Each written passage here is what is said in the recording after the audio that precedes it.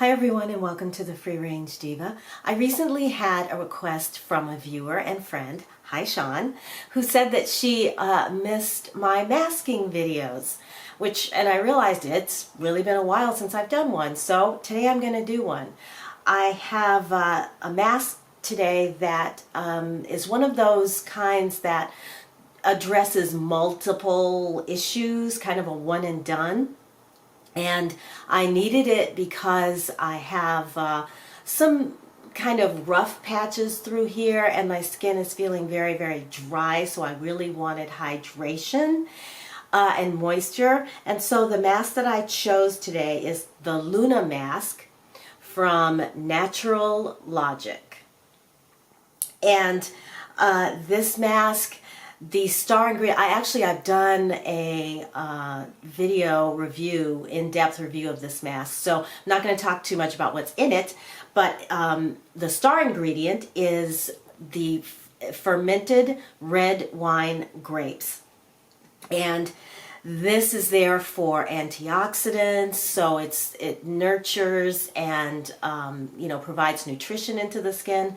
This also has clay in it, so it does have some drawing properties for impurities. But the big thing that this mask does is gives you much more hydration, and it slows down the process of epidermal water loss, which is this speed that once your skin gets wet, like in the shower or something, as it dries it starts to lose water, and that's the speed or the rate at which it does it. Well, this slows that down, and then it also has lots of butters and oils in it that really sort of seal everything in and provide you with protection, not only plump your skin, but then it stays. It's kind of like a sealant for that. So this is the mask, and I have about one more application left in this jar. So this is the one I'm going to put on today. So let's start and get this on. The first thing, by the way, this mask is a limited edition on the Natural Logic website. So the last time I checked, which was today, they still have it because they can only process it according to the time of the harvest, because again, fermented red wine grapes. It has things like resveratrol from the grapes, and it smells so good. I mean, it literally smells like a glass, like you dipped your nose in a glass of wine. So hopefully I have enough to get a decent mask out of this today.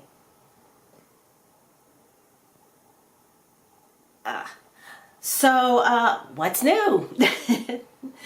I can tell you that with me, I'm going to put a little, this is Reveal You, their spray, just like mineralized water.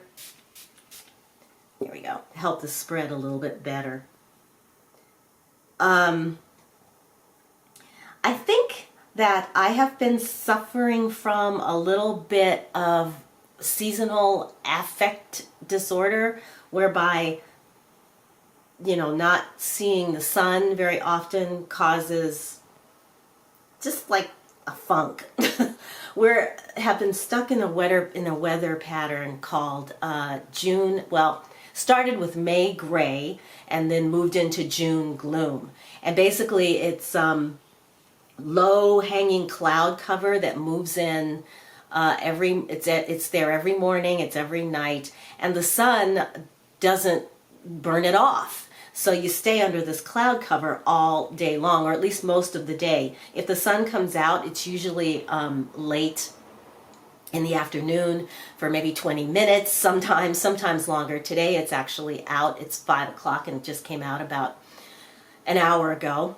And there's no clouds, so it should hopefully stay out, which is why I'm doing this now, because during the day when it's not, when we're under those clouds, the lighting really isn't that great in here. But yeah, so this has been going on since May. The last time we had sun in the morning was like 2 days last week. So far this week we have not had any sun in the morning at all.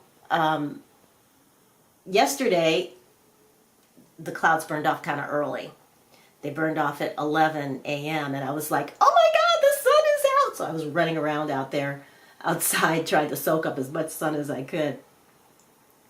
But I have been, counteracting this funk, this weather funk, by sort of improving my space, by nesting a little bit, making my space a little more comfortable, more organized. And one of the things that I did was I got rid of my drapes and replaced them with light filtering shades. And it was like an ordeal because at first I had, it was like I wanted roller shades because I have old windows and those are really the only kind that were going to work with an outside mount. And I wanted them to be light in color and I wanted them to be light filtering, not light blocking. And I went to website after website and it was either they didn't have the right color or they didn't have sizes that match my windows, or I found some on Bed Bath & Beyond that actually were the right size and the right color. And they wouldn't ship until July 27th. Yeah, this was in May. So cancel that order, and I went to Home Depot and did custom shades, which actually had its own issues, mostly with the people that they hire to install them. They came out to take measurements, and the measurements were just wrong. And I was like, these measurements, they're too big. And they're like, well, we're sorry, but that's the way we put them up. And if you want to change the measurements, then we're not going to be responsible for installing them. So I was like, okay, fine. I went to the website of the manufacturer, downloaded instructions on how to measure my own windows, measured what I exactly, the way that I wanted the shades to look, put in the order. And at the time, they said that it would take about a month to get them, which was certainly better than 2.5 months. But they showed up in 2 weeks. And we had our neighbor, who's also a handyman / haul away guy. He came and he installed them he brought his son along, who's a contractor. The whole process took about 15 minutes for them to install both shades, maybe 20 tops. And they're beautiful. So I am so happy with my shades. And I left the curtain rods up because I wanted to hang plants from the curtain rods, the drapery rods, the old drapery rods. I left those up, but they're really unsightly. In fact, I will show you what they look like. Ugh. So what I did is I did a DIY valance to cover them up and to cover up and I'm going to use some shears along the side to cover the, controls, the whatever those things are that pull the shades back and forth. So if I get all that done, I did half of it today, half of the DIY today, and I should finish it up tomorrow. And if I get it all done before this video goes up, I will show them to you. I will, show you the finished project. So most of my DIYs are about 50%, and although the valance that I originally did had much straighter lines, I couldn't get it to stay up on the wall. So rethought it and decided to just cover the ugly rod with curtains. And there you have it.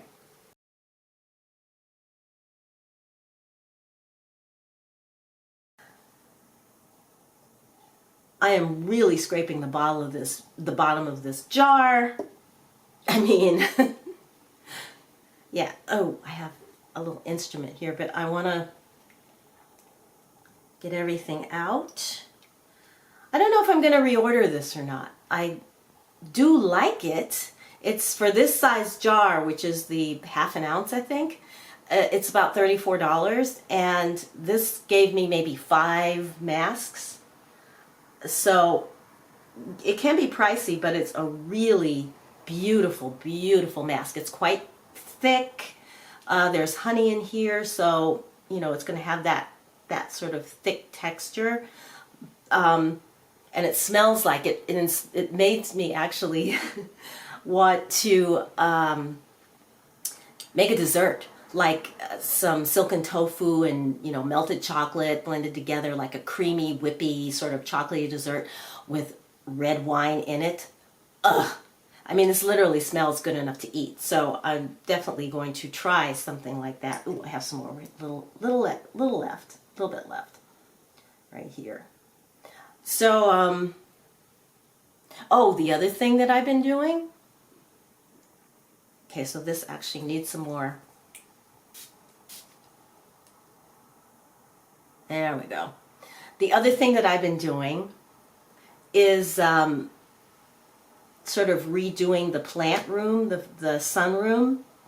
It's looking really good, but the first thing that I did was to restore this piece of furniture. It's a 1960s table that 60s era that's got that sleek sort of mid-century modern look to it.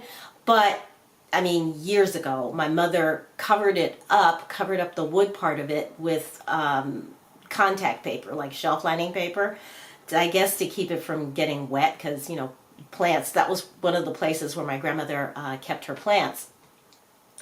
And it was looking really bad. I took the contact paper off, and the veneer had gotten really dry and brittle underneath, and I thought, oh man, I'm just going to have to paint this because it looked really awful. So I repaired, because the veneer had kind of chipped and cracked in a few places and come up, so I repaired all that and then started to lightly sand it to paint it.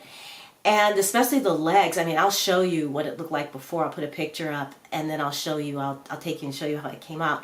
But the legs, I was seeing this beautiful wood coming through the legs. So I sanded the legs down. There's some metal in it, painted that a nice gold, and then sanded the veneer, you know, the veneer surfaces, and applied not tongue oil, it was Danish oil I applied to it. So I'll take you in there and I'll show you, because I'm so proud. I'd never really done anything that big before. I mean, I painted furniture that was looking awful, but I never really tried to restore wood, and I was really happy with the way it came out. So I'll show it to you. All right, and then after that, I'm going to leave this on half an hour, maybe even longer. You can leave this mask on, you know, really as long as you want to. And then I'll rinse it off and, you know, check on how my skin's doing. But as of right now, it feels really, really like it's sucking up a lot of moisture. It feels like it's plumping, as you know, as I'm speaking to you. So yeah, I'll show you the table, and then I'll be back and I'll rinse this off, and we'll see what my skin looks like. Okay, back soon. So here's the table that's all finished. And I'm going to come in a little bit closer so you can see this beautiful wood grain. Yeah, so I cleaned it up and repaired the veneer. I don't know what type of wood this is, but these legs are gorgeous. This is where I keep my gardening supplies, as you can tell. And then I cut, and this was rusted and lime, covered in lime, and so I painted that with rub and buff in gold. And yeah, just treated everything with the Danish oil, and this is how it came out.